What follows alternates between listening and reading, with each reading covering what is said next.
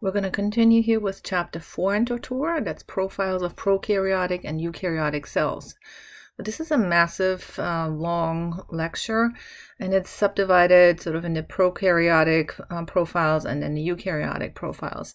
Now, the prokaryotic profiles take up the vast majority of this lecture, but so for this week, I'm just going to make a recording that covers the prokaryotic cells, and then I'll make a separate recording for the eukaryotic cells. So let's take a look here first, a little bit about the terminology. The terms prokaryote and eukaryotic come from the Greek, and pro means before, and eu means normal, and karyon is a nucleus. So that means that prokaryote, the term by itself, means that this is a cell before there was a nucleus, so pre-nucleus. Apparently that's the normal case that cells have a nucleus, so that's referred to as the normal scenario, normal, and karyon, the cell. So they have a true nucleus, or that's sort of this regular cell that has a nucleus. When you're comparing prokaryotic and eukaryotic cells, of course, the big difference is the nucleus, either present or not present. So, and that makes a difference in general about how the genetic information is stored. In a eukaryotic cell, you're going to store the genetic information in form of chromosomes.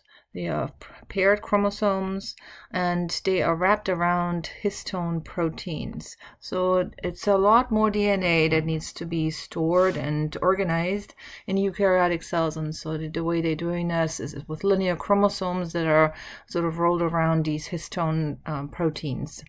We also have a nuclear envelope, and that's supposed to protect the genetic material. In a prokaryotic cell, you have one circular chromosome, and that makes life so much easier. You don't have to bother with transporting anything in and out of a nucleus because there is none. You have just a circular chromosome that's easy that you can easily copy for cell division, and no histones to worry about, no other organelles. Everything is nice and easy, and so therefore prokaryotes, they can just divide so much faster. They divide by a mechanism called binary fission, which is ultra simple, especially when you can compare that to the very complex process of eukaryotes that's called mitosis. Other differences here, prokaryotes, they don't have organelles. That doesn't mean that they don't have ribosomes. They do have ribosomes, but no like endomembrane system, no membrane enclosed organelles. Eukaryotes do have those, and the bacterial cell walls are made of peptidoglycan, which is something we're going to take a much closer look. And the archaea, you have different cell wall material that's called pseudomurine, and we'll talk a little bit more about that too. In eukaryotic cells, you have either no cell walls, like mammalian cells, they don't have cell walls at all. And plant cells, they have polysaccharide cell walls. So actually fungi also have polysaccharide cell walls. There's different types of polysaccharides that can form the cell walls in eukaryotes, such as chitin, cellulose, those kind of things. Okay. So let's take a look at first the profiles of prokaryotic cells, and we're going to take a look at the size, the shape, arrangement of bacterial cells. I know we just did that in the lab, but it doesn't hurt to do it again. The average size of a prokaryotic cell is about 0.2 to 2 micrometers in diameter, and then times 2 by 8 micrometers in length. So of course, if they're round, then they just have a diameter. Most bacteria are monomorphic. They have a single shape. So monomorphic. A few of them are pleomorphic, and we had one today in that pathogen group, and that was the Corynebacterium diphtheriae. So a pleomorphic means that there are many shapes, no fixed shape. So we're going to identify the 3 basic shapes of bacteria, and so that will be, they can either be rod-shaped, then we call them bacillus, or they are spherical, then we call it coccus, or they have a spiral shape. And depending on how curvy they are, they're either called Vibrio if they're just like comma shape, they have a slight curve to it. A spirillum, they're pretty curvy, and then a spirochete, those are really, it's almost like spiral ones, so they're pretty wiggly. Then there are a few sort of exotic shapes, star-shaped and rectangular. They're very rare though. Okay, so let's take a look at this. Vibrio, here let's take a look at the spiral ones first. Vibrio looks just like a comma, has a slight curve to it, so this is the Vibrio, just curved bacterium. Here's a spirillum, and that one is pretty squiggly, you can follow that. And then here we have a spirochete with an endoflagellum, and that looks like very squiggly. Here the exotic ones, a star-shaped bacterium, so that's pretty rare. It's kind of a nice thing to look at. And then here another pretty exotic one, the rectangular shapes. So back to the regular ones that we see often. Let's take a look at the arrangement. So we have singles, of course, and then we have doubles. Those are called diplo something. So if they're round, then it will be diplococci, and if they are rod-shaped, then it will be diplobacilli. And if they come in clusters, we call it staphylo. If it's round ones in clusters, it will be staphylococci. If they come in chains, then we call them strepto. And of course, if it's chains of round bacteria, that will be streptococci. If it's chains of rod-shaped bacteria, then we call them streptobacilli. If it's a group of 4, it's a tetrad. That one's fairly exotic. And the cuboid groups of 8, that would be Sarcinae. So those are rare. Let's take a look at this here. Nice picture. So here will be a Diplococcus, in the plural is Diplococci. And here in chains, that's Streptococci. Again, the tetrad is pretty rare, but the staphylo we see often, Staphylococci. So these are clusters, it look like grape-like clusters. So that's the staphylo is a grape-like cluster, and then round bacteria cocci. Again, the Sarcinae, those are pretty rare too. Okay, here more pictures to look at. A single bacillus, so that would be a single rod. So that's what these guys look like, and that would be like E. coli or Pseudomonas, so single rods. Sometimes they're kind of oval shaped, so you can't really decide is it round or is it a rod. It's definitely not a long rod. If it's a very short rod or kind of oval shaped bacterium, we call them coccobacillus. So that means they're sort of in between the round and the rod shaped ones. And here we have diplobacilli. So these are doubles. They tend to form doubles. You can see one right here or right here. My pen's not the right color right now. But here would be streptobacilli. So over here the diplos, 2 of them together. And here streptobacilli. This would be rods in a chain. Next, the scientific naming of the bacterial cells. Sometimes the name reveals the arrangement, and so if you hear that something is bacillus from the bacillus species, then we know the shape is a bacillus. So that's sort of the name right away tells you. And here would be an example. This is Bacillus anthracis, the cause of anthrax. And this is a strong spore former. You can see the spores in here already. So I'm going to circle a couple of these spores. They're green here because they were stained with malachite green. So here's a gram stained Bacillus anthracis. And you can see that it's a bacillus, and it comes in chains. It tends to form these chains of rod-shaped bacteria. Here, and just from the name, it tells you bacillus, it's got to be rod-shaped. So here's a typical diagram of a prokaryotic cell. And let's take a look at this here first. So we have a cell wall. And then in the interior of the cell, we're going to have lots of ribosomes. The little dots that you see are all ribosomes. And then purple, that would be the genetic material. It's kind of squiggling around there, looks like a few spaghetti. So it's one circular chromosome though. But you can see lots of ribosomes for protein synthesis. Then on the outside here, we have some cell extensions. Down here we have flagella that are attached to help that bacteria move. And you can take a look at that diagram. Over here would be, that's an electron micrograph that shows you the sort of more real life image of what a bacterial cell looks like. Okay. So we're going to take a look at the external cell wall first. And we're going to take a look at the glycocalyx. And then we're also going to take a look at the what could be attached to the cell wall, which includes flagella, axial filaments, fimbriae, and pili. So we're going to take a look at stuff that's stuck in the cell wall or surrounds the cell wall first, before we take a look at the cell wall itself. Okay, here's the glycocalyx. Glyco refers to carbohydrate, you might suspect that. And so it is kind of like a carbohydrate cover of the cell itself. It typically has this viscous or gelatinous kind of consistency.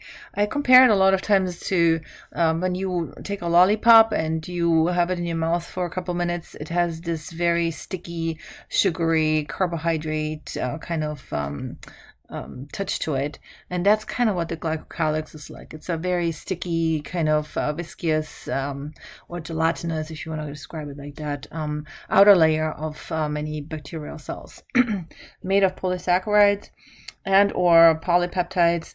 And there are two types here to this glycocalyx: a capsule and a slime layer. Capsules are pretty good for the cell and not so good if you infect it with a bacterium that has a capsule, because it makes it very difficult for your immune system to figure this out, what that is. So a capsule, a lot of times it's more like a waxy kind of consistency too, and it's firmly attached to the outside of the cell, and it kind of makes it hard for phagocytic cells to pick up or to discover those bacteria that have capsule. Slime layers are more loose and less organized than capsules. Okay, the glycocalyx, so this outer layer of carbohydrates mostly, contributes to the virulence. Virulence means how bad is it in terms of making you sick. Because the problem is that the capsule almost prevents phagocytosis. It is very, very difficult for your macrophages and neutrophils to scout out these bacteria. It's almost like as if that capsule makes them a stealth fighter. They're invisible to your immune system, and so it makes it very hard for your immune system to fight these bacteria. And so if you are infected with a bacterium that has a capsule, that's not so good, because of they really inhibit phagocytosis, make it so hard for your immune system. Also, another bad thing about capsules is that they form sort of this outer shielding for bacteria that we see in biofilms. So picture like soap scum and or some other slime layers of bacteria, like in swimming pools. Sometimes they form these are biofilms where you have stacks and stacks of bacteria on top of one another, and the outer ones, then they have this waxy capsule shielding. And even if you're using very harsh chemicals to clean something like that up, a biofilm, a lot of times you really don't get into the depths of the biofilm, and so you might be killing the outer layers of a biofilm, but then inside you have several more layers of bacteria that can then present a problem. A big example would be catheters or other reusable instruments that are used, like endoscopes. Sometimes you have these crevices and biofilms are forming, and then you might carry a pathogen from one patient to the next, which is not good. Here's an example of a bacterium with a capsule, and you can see it's almost like this halo of lighter greenish blue, this turquoise layer. That's the capsule that's surrounding these bacterial cells. And moving on to flagella. Flagella are long extensions of a cell. They're filamentous appendages, and they're embedded into the cell wall. They help the bacteria move, so it says they propel the bacteria, so they help them move. They're made of a protein called flagellin. And let's take a look at the flagella, the three parts right here.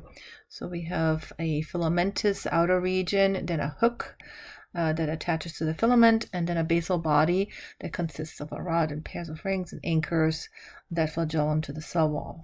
Now it's much easier to look at a picture and to take a look at this here. So the three parts here of a flagellum, the filamentous portions up here, and of course would continue pretty long. Then we have the hook portion, and then the basal body that will drill the flagellum will attach it to the cell wall. Now here we have a gram-positive bacterium, gram-positive cell wall. You have this thick outer layer of peptidoglycan, and then you have this phospholipid bilayer underneath it. And so this is how a flagellum would be attached to a gram-positive cell wall.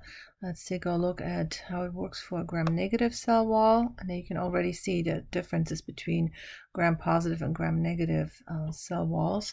So in a gram-negative cell wall, we have an outer and an inner layer of phospholipids and a thin layer of peptidoglycan. And so now our basal body needs to sort of attach slightly different here to this cell wall, this gram-negative cell wall. And our hook portion right here, that can sort of, you can drill it almost and turn it. And then here, this filamentous portion of your flagellum. Let's take a look at some different types of flagella. They can come as singles or as several. They can be all over the bacterial cell. And depending on how they are arranged, the flagella arrangement is it has different names, and those names you actually do need to know. So when the flagella are all over the cell, the body of this bacterium, and we call them peritrichous flagella. When a bacterium is said to have peritrichous flagella, that means the flagella are all over. Monotrichous and polar means we have only one, and it's only one flagellum, and it's only attached to one side of the bacterium. So it's polar, it's only on one side, on one pole of the cell. Here's lophotrichous and polar. That means we have several flagella here. You can see several, but they're only on one side, so they're polar. And here they're amphitrichous and polar. That means they are on both sides. We have flagella here and flagella here. So on both ends, you got the flagella. So what is it that flagella allow the bacteria to do? So you probably know that it has something to do with movement. And so the flagella, they allow the bacteria to move toward, let's say, a food source and away from something that they don't want. They also allow them to do this run and tumble kind of movement. And that's kind of interesting. I'll show you. I have another slide that brings that out nicely.